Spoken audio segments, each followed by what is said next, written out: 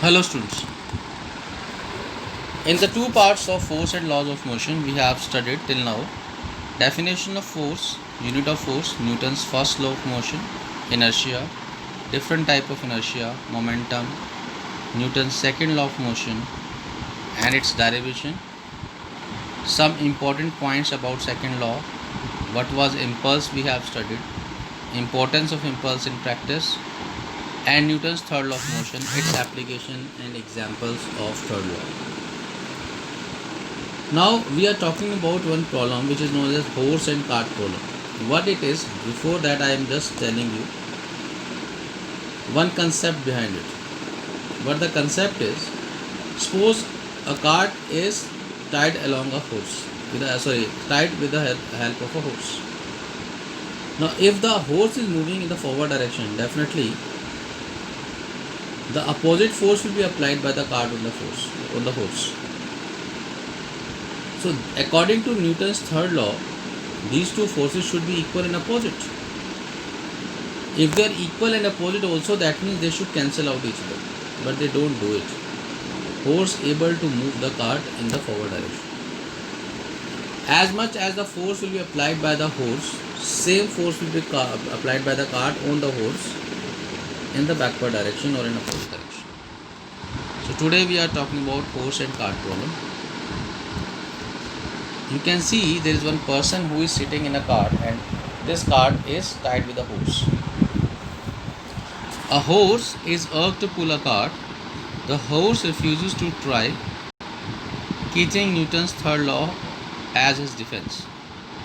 The pull of me on the cart is equal but opposite to the pull of the cart on me. If I can never exert a greater force, action and reaction are always equal on the cart than it exerts on me. How can I ever set the cart moving? Asked the horse. Now how would this rider will apply to him? Why don't you educate the horse properly? Well, otherwise it is very difficult to educate it. But this is the just question we are asking. Now this is the weight of the cart in the downward direction. And definitely this cart will be on any surface. Now the reaction provided by the surface on the cart will be in the opposite direction of its weight. Reaction on the cart offered by the ground must be equal and opposite to the weight of the cart. Now we can see, as this cart is tied with a horse, the tension will be there. So when tension is there, tension or THC. Now you can see there is another tension on the system is TCH. These two tensions applied by the horse on cart or cart on the horse, they are equal and opposite. So it is written, reaction pull of the cart on the horse TCH must be equal and opposite to the forward pull of the horse on the cart. If the horse pushes the ground in a slanting manner, the reaction offered by the ground is resolved into vertical and horizontal components. Like this is the action of the leg of the horse and reaction will be in the opposite direction. If you resolve this reaction in two components, vertical and horizontal, what you find?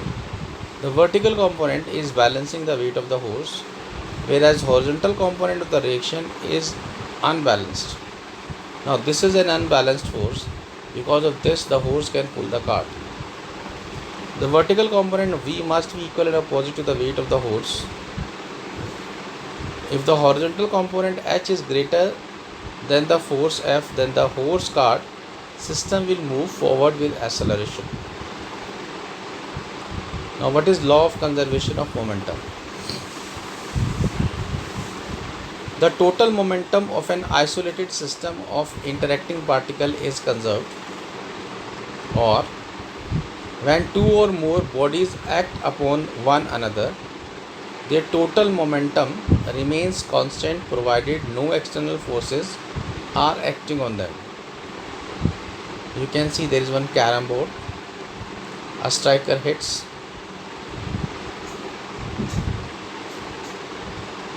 and this hitting of striker just apply force on another small striker. Now we talk about scalar treatment. If a big car hits a small car moves in a forward direction in a fast speed. Suppose a big and a small car move in the same direction with different velocities. Let the mass of the bigger car be m1 and initial velocity is u1. Let the mass of the smaller car be m2 and its final velocity is v2, such that u2 is greater than u1. Its initial velocity is u2, not v2. Suppose both the cars collide for a short time t. Due to the collision, the velocity will change. Let the velocities after the collision be v1 and v2 respectively. Suppose that during collision, the bigger car exerts a force F21 on the smaller car, and in turn the smaller car exerts a force F12 on the bigger car. When the force F21 acts on the smaller car, its velocity changes from u2 to v2. Therefore, F21 is equal to m2a2. So F21 will be m2v2 minus u2 by t. When the force F12 acts on the bigger car, its velocity changes from u1 to v1. So F12 is equal to m1a1. It will be m1v1 minus u1 by t. According to Newton's third law, F21 is equal to minus of F12. So this is m2 v2 minus u2 by t is equal to minus of m1 v1 minus u1 by t. Cancelling t on both sides, we get m2 v2 minus u2 is equal to m1 v minus u1, or m2 v2 minus m2 u2 is equal to m1 v1 minus m1 u1. So m1 v1 plus m2 v2 is equal to m1 u1 plus m2 u2. This proves actually law of conservation of momentum, that is initial momentum is equal to final momentum. So initial momentum of the bigger car is equal to m1 u1, initial momentum of the smaller car m2 u2, final momentum of the bigger car is m1 v1, and final momentum of the smaller car is m2 v2. So total momentum after collision is equal to total momentum before collision. And this is what law of conservation of momentum. Now vector treatment.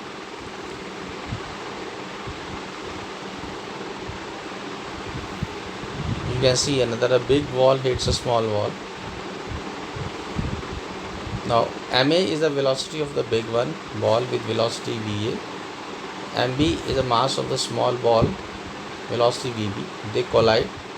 The force acting on b by a will be in the opposite direction of force applied by a on b. Now after collision, the velocity of the ball a becomes v dash a, whereas the velocity of car b becomes v dash b. Consider two bodies a and b of masses ma and mb moving with velocity v and v respectively. Their initial momentum are pa and pb. Let the bodies collide, get apart and move with final momentum pa dash and p dash b respectively. By Newton's second law, FAB delta t, we are talking about impulse. Delta t is a very small interval of time. FAB is the force applied by A on B, can be written as P dash A minus PA, whereas P dash A is the final momentum of A minus PA is the initial momentum of A. FBA d delta t, it will be P dash B minus PB, where delta t is a common interval of time for which the bodies are in contact. By Newton's third law, FAB is equal to minus of FBA, or FAB delta t is equal to minus FBA delta t, or P dash A minus PA is equal to minus P dash B minus PB, that is P dash A plus P dash B is equal to PA plus PB. The above equation shows that the total final momentum of the isolated system equal its total initial momentum. This is true for elastic as well as inelastic collision. Now, equilibrium of a particle refers to the situation when the external force on the particle is zero. Equilibrium of a particle requires not only translational equilibrium but also rotational equilibrium. According to Newton's law, this means that the particle is either at rest or in uniform motion. F1 is a force acting in the towards right hand side, where F2 is acting on towards the left hand side. If the two forces F1 and F2 acts on a particle, equilibrium requires F1 is equal to minus of F2. That is, the two forces must be equal and opposite, or F1 plus F2 should be 0. Equilibrium under these concrete forces F1, F2 and F3 requires that the vector sum of them is 0. So F1 plus F2 plus F3 is equal to 0. One is F1 here, F2 here and F3 here. Now we talk about the resultant of them. F3 we have taken in the opposite direction and this is acting as the resultant. So the resultant of two forces and F1 and F2 obtained by parallelogram law of vectors must be equal and opposite to the third force which we are taking as F3. Now in this diagram it is very much clear that F3 is the resultant of F1 and F2. By triangle of vectors, the three sides of the triangle with arrows taken in the same order represent the equilibrium of forces. A particle is in equilibrium under the action of forces F1, F2 up to Fn if they can be represented by the sides of a closed and sided polygon with arrows directed in the same sense. F1, F2, F3 like this, the resultant will be 0. So F1 plus F2 plus F3 is equal to 0 implies that F1x plus F2x plus F3x is equal to 0. F1y plus F2y plus F3y is equal to 0. F1z plus F2z plus F3z is equal to 0. Where F1x plus F1y plus F1z are the components of F1 along x, y and z direction. Similarly, F2x plus F2y and F2z are the components of Fz along x, y and z direction. F3x, F3y and F3z are the components of F3 along x, y and z direction respectively. Common forces in mechanics. Gravitational force. The gravitational force is a force of mutual attraction between any two objects by virtue of their masses. Every object experiences this force due to every other object in the universe. All objects on the earth experience the force of gravity due to the earth. In particular, gravity governs the motion of the moon and artificial satellites around the earth, motion of the earth and planets around the sun, and of course the motion of bodies falling to the earth. It plays a key role in the large scale phenomena of the universe such as formation and evolution of stars, galaxies and galactic clusters. The gravitational force of attraction between any two objects of masses m1 and m2 held at a distance r apart is given by F is equal to g m1 m2 by r square, where g is a gravitational constant. It is also known as universal gravitational constant. Some of the important properties of gravitational forces. Gravitational force is a universal force. It is pervasive. Third, it can act at a distance without intervening the medium. It obeys inverse square law. It is always attractive in nature.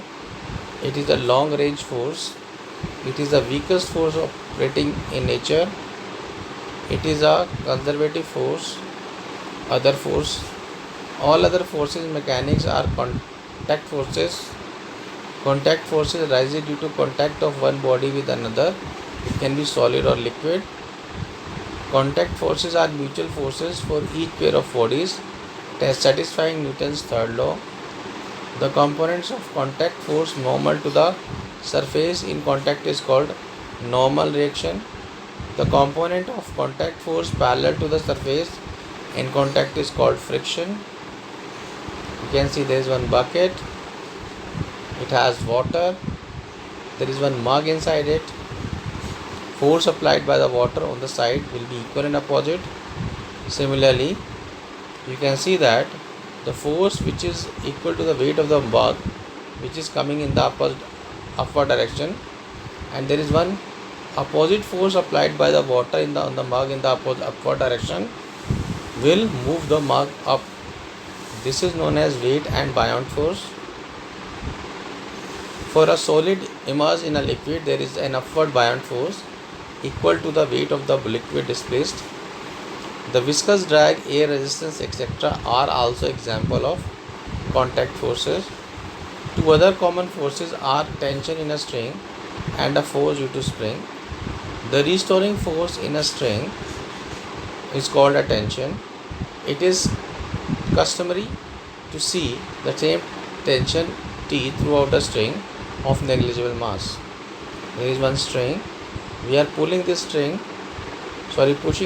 towards left hand side.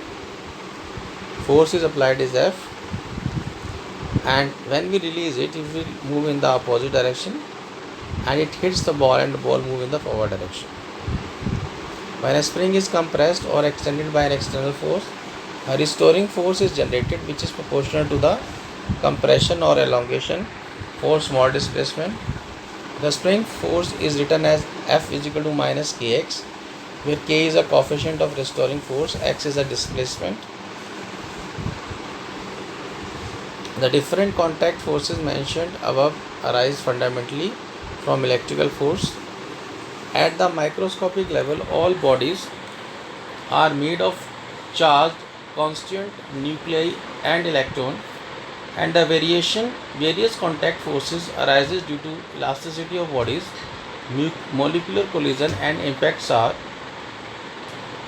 etc. can ultimately be traced to the electrical forces between the charged constituents of different bodies.